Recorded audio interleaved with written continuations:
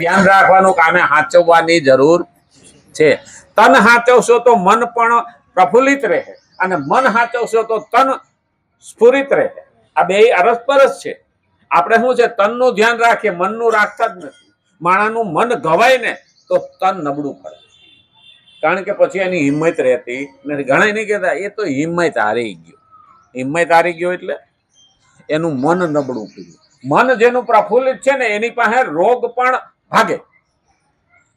શરીરમાં રોગ આવ્યો હોય ને તો 80% રોગ તો મન, જેનું મન મજબૂત છે ને એના હિસાબે ભાગી જાય.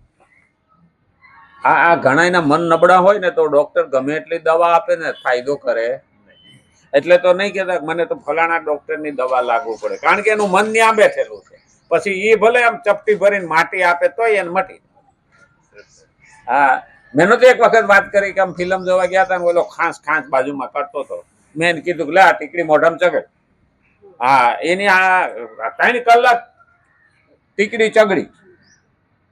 એટલે મને કે સરસ ટીકડી હતી નહીં કે હા મને ખાંસી મટી ગઈ કે પિક્ચર શૂટ્યું ને થઈ કે. મેં કીધું લાય હવે તો ક્યાં હું કોઈ તો પેન્ટનું બટન છે.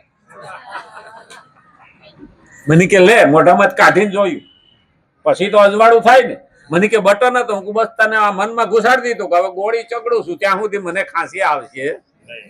ઘણી વખત આપણું આવું બને.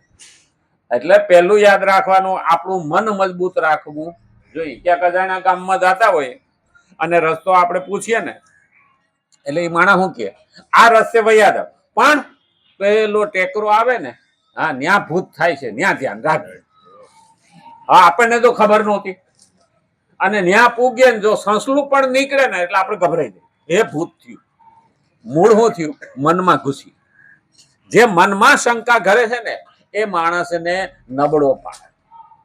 અને એટલે જ કીધું છે નહીં, ઘણા એવો કહેતા આ બધું તો તારું કાઢી નાખ્યું દાણા મૂકીને. હા, પણ એક વૈંતરું રહી ગયું. એટલે એક શેડો તો રાખે. હા હા, અમારે ડોક્ટર અને અમારે ભુવા જે ખોટું કરતા હોય ને એ એકાદું તો શેડો રાખી જ મેલે. હા, અમારા ડોક્ટરો એમ કે ઓલો ડોક્ટરનો દીકરો અમેરિકાથી ભણીને આવ્યો, મોટો સર્જન થાય, તેને બાપાએ કીધું કે હવે હું જાત્રામાં જઈ આવું. હા, તો કે પેલા શેઠાણી બીમાર છે ને ધ્યાન રાખજે. એટલે શેઠાણીને ત્યાં રોજ વિઝિટે જાય અને બાપો આવ્યો ને તો 15 દાડામાં તો શેઠાણીને ઉભા કરી દીધા. બાપા કે તમે 20 વર્ષ થયા કે આ શેઠાણીને હા મટાડી ન હોય કે મેં 15 દાડામાં મટાડી દીધું કે બેટા એને મટાડ્યું હોત તો તું ડોક્ટર નો થયો હોત. એટલે મટવાય નો દે મરવાય નો દે, કારણ કે એ તો દૂધની ગાય છે. હા, જો હાવ મટી જાય તો પાછા આવે ખરા, અને મરી જાય તો હાવ જાય. એટલે બે કોઈ રાખે.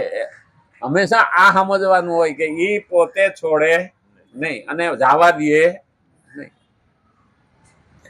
હવે આપણે ઘણી વખત આ તો મને ડોક્ટર તો ગાળો જ કાઢશે ખરેખર છે ને, પણ હું તો હવે અંદરની વાત કરું. અને આમાં અમારા ડોક્ટરો અગરબત્તી હવારમાં મંદિરે કરે શું કરે? હવારમાં દવાખાનું ખોલીને આમ અગરબત્તી કરે. જા બધાને માંદા પાડ તો મારો બંગલો થાય. ખરેખર એ બંગલો કરવો હોય તો જાજા માંદા પડે તો એ થાય ને. અને મહાનમાં બેઠેલો હોય અગરબત્તી કરતો હોય, જાજા મરે તો મારે ત્યાં તેજી આવે. એટલે અમે તો એક વખત હાટકેશ્વર ગયા હતા ને તો મેં ઓલાને કીધું હતું, હું કેવું હાલે? તો કે ભાદરવામાં હારી તેજી હોય. ભાદરવામાં હારી તેજી હોય એટલે એની ઠાઠડીઓ વધારે વેચાય. દરેક માણસ ભાઈ ભગવાન પાસે માગે, ભગવાન બધાની ઈચ્છા તો કેમ પૂરી કરે? અને માગવામાં ઘણા ખરાબ થાય હો. હા, અને એટલે તોય શું કે તમે ડોક્ટર ઉઠીને કે ભાડે રહો છો એનો મતલબ ઝાઝા બધાને ખિસ્સા કાપીએ તો અમારી ઈચ્છા પૂરી થાય. આ પેલા યાદ રાખવું પડે કોઈ પણ ને. અને ખરેખર તો ખેડૂતો છે ને એ જગતનો તાત એટલે કીધો છે કે એ બધી માગણી કરે છે ને એમાં બીજાનું ભલું છે. એ માગણી કરે છે ને એટલે તો ડોક્ટર વકીલ એને એ લોકોની જાહેરાત કરવાની ના છે આપણા શાસ્ત્રમાં, કે એની જાહેરાત ના હોય. કારણ કે એ સેવાનો ધંધો છે, એની જાહેરાત ના હોય. સેવા કરવા, કારણ કે ભાઈ એ માનવું તો શરીર પડવાનું છે, પણ તારે એની સેવા કરવાની, તારે એમાંથી નફો ગોતવાનો નથી. આ તો રામા અવતારમાં જયારે ભગવાનને રામરાજ થાપ્યું ત્યારે એવું બધું આવ્યું ને તો લોકો એકદમ સુખી સુખી થઈ ગયા. રામરાજમાં સુખી બધાય થઈ ગયા, અને બધા નિયમ પ્રમાણે રહે, નિયમ પ્રમાણે ખાય, નિયમ પ્રમાણે વર્તે, નિયમ પ્રમાણે જીવે, એટલે બધા સુખી સુખી થઈ ગયા. એટલે ઓલા વૈદો રાહ જોઈને બેઠા, અમારું હાલતું નથી, બાકી તો ઠીક છે, કોઈ માંદો પડે તો અમારું હાલે. તો ભગવાન પાસે ગયા, રામ પાસે જઈને કીધું, પ્રભુ કે અમે ભૂખે મરવાનો વારો આવ્યો છે, આ કોઈ માંદા પડતા નથી, અમારું હાલે કેમ? ભગવાન કે અત્યારે રહેવા દો, કે કળિયુગમાં તમારો વારો. હવે તેદી બાકી રહી ગયું ને એ અટાણે આપણા ખિસ્સામાંથી કાઢે છો, એટલે આપણે એ સમયે હઈશું ખરા, અને અટાણે આવ્યા છે. અને અમારા ડોક્ટરો એમ જ કહે, ઉપર બેઠા હોય ને તો હેઠે ઓલી લારીઓ જોવે ને ખાણી પીણી, કે જ્યાં સુધી આ હાલે ને ત્યાં સુધી આપણું હાલવાનું. એટલે ધ્યાન રાખવું પડે, કારણ કે તન હાચવવા માટે મનની જરૂર છે, અને મન હાચવવા માટે તનની જરૂર છે. જો તનને વ્યવસ્થિત રાખશું તો મન વ્યવસ્થિત રહે, નહીં તો દાંત દુખતો હોય તો મન જાય, મન ઠેકાણે રહે ખરું? દાંત દુખતો હોય કોઈ એમ કે ને કે માળા ફેરવો, માળામાં ધ્યાન ન રહે, દાંતમાં રહે. અને એટલે જ કીધું છે તન પણ હાચવો, અને તનની સાથે મન પણ હાચવો, અને મન માટે થઈને પ્રભુના જ્ઞાનની જરૂર છે.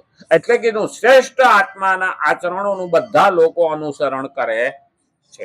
શ્રેષ્ઠ આત્માના આચરણનું બધા લોકો અનુસરણ કરે છે. એટલા માટે ભગવાન જ્ઞાની મહાપુરુષ દ્વારા લોક સંગ્રહ કેવી રીતે થાય છે? લોક સંગ્રહ. હવે લોક સંગ્રહ એટલે આપણે જેવું જીવન જીવતા હોઈએ ને એનું જોઈને બીજાને જીવવાનું મન થાય, અને જેને આપણું જીવતા હોય જીવવાનું મન થાય, અને જે જીવતા ન આવડે અને એવું બની ના શકે એ આપણી ટીકા કરે.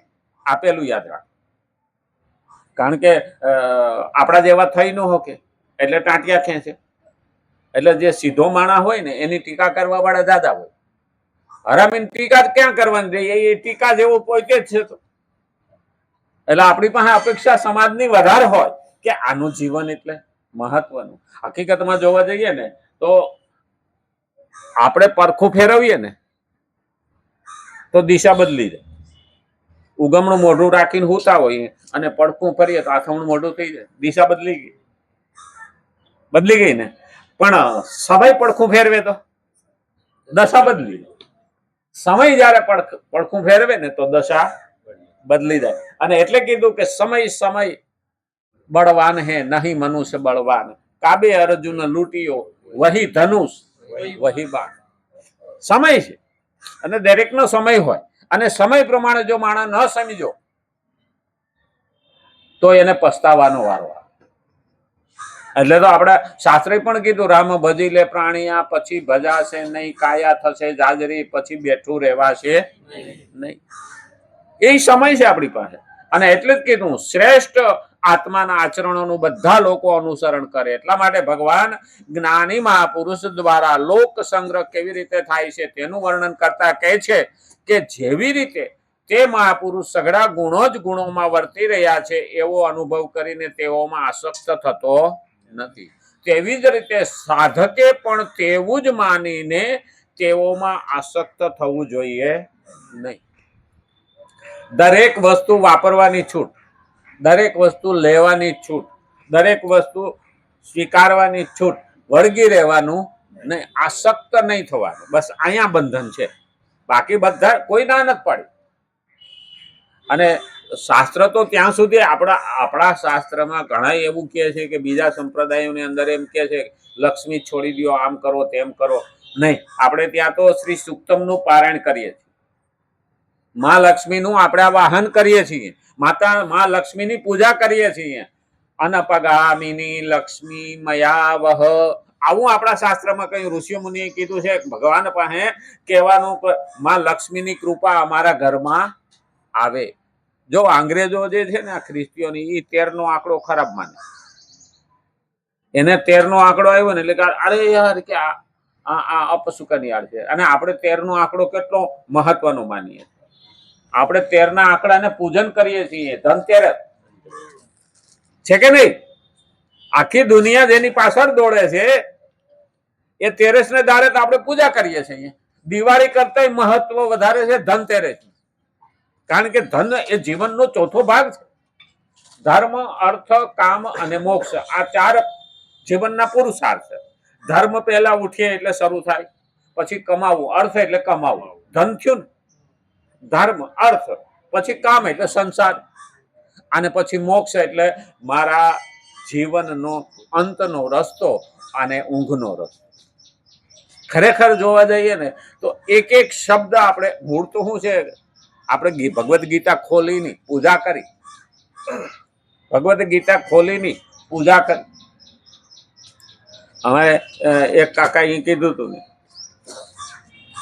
ભગવાન આમાં 11મા અધ્યાયની અંદર જયારે વિશ્વરૂપ દર્શન આપ્યું ત્યારે અર્જુન બાઘાની જેમ ઉભો રહ્યો, અને પછી ભગવાને દિવ્ય ચક્ષુ આપ્યા એને કે તું મને આ સ્વરૂપ મારું આ ચામડાની આંખોથી જોઈ નહીં શકે, હું તને દિવ્ય દ્રષ્ટિ આપું. આપ્યા પછી એને શું કીધું?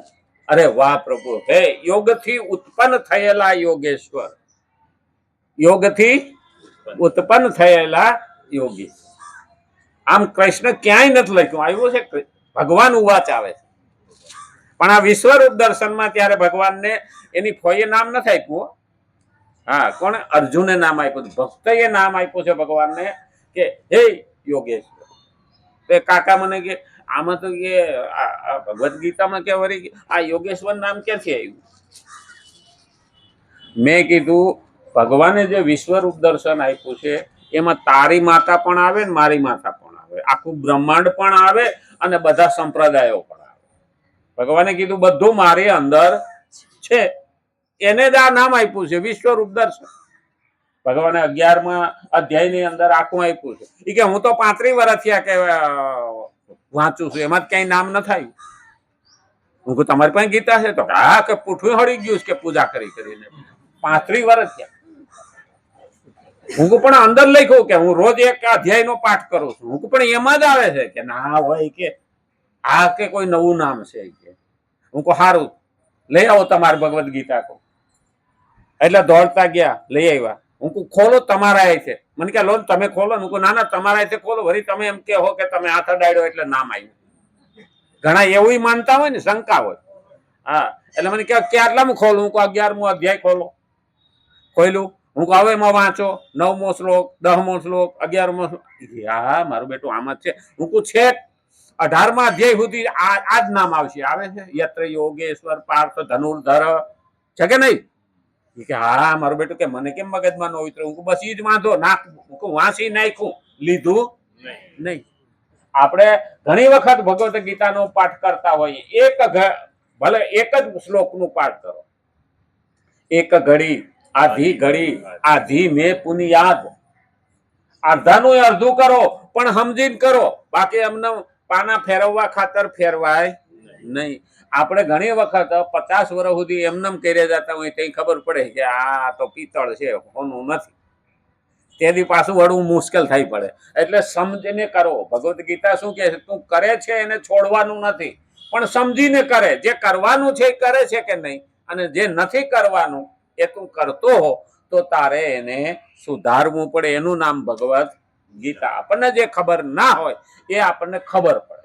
અને એટલે જ ભગવાને ભગવદ્ ગીતાની અંદર બધું વસ્તુ, તો જ્ઞાન, કર્મ, ભક્તિ, પછી વિજ્ઞાન, પછી સત્કર્મ, દુષ્કર્મ, બધી જ વસ્તુનો આમાં ખુલાસો કર્યો. યજ્ઞ, દાન, તપ, ધન, આ બધાની વ્યવસ્થા આપણને આમાં કરી દીધી છે કે કેવું હોવું જોઈએ, કેમ હોવું જોઈએ, ક્યારે હોવું જોઈએ, કેવી રીતે કરવું જોઈએ. એટલે આપણને અહીંયા શું કીધા? સાધક કયા. એટલે ભાઈ વિદ્યાર્થી થયા કે ન થયા? સાધક એટલે વિદ્યાર્થી, સાધના કરવાની. તો આપણે આ જે બેસીને સાંભળીએ છીએ આપણી સાધના છે, અને ભગવાન તરફ જે આપણે નજીક ગયા છે એ સાધ્ય છે. કારણ કે આપણે કરીએ છીએ કોના માટે? ભગવાન માટે. હવે તો આપણે હું રૂપિયા ભેગા કરીને કઈ થોડું પોટલું બાંધીને ખંભે મારીને જવાના છીએ? તો આત્માનું કલ્યાણ કરવાનું છે, અને આત્માનું કલ્યાણ નહીં કરીએ તો આવતો જન્મ સુધરવાનો નથી. ભક્તિ કરતા કરતા તું ભટકી જઈશ કે ભક્તિ કરતા કરતા તું મરી જઈશ તો પણ ભગવાને શું કીધું? શુચિનામ શ્રીમતાંગે હે. આ શબ્દ આમાં આવે છે. તોય 9મા અધ્યાયની અંદર ભગવાને 22મા શ્લોકમાં કીધું. શ્રીમદ ભગવદ ગીતા 9મો અધ્યાય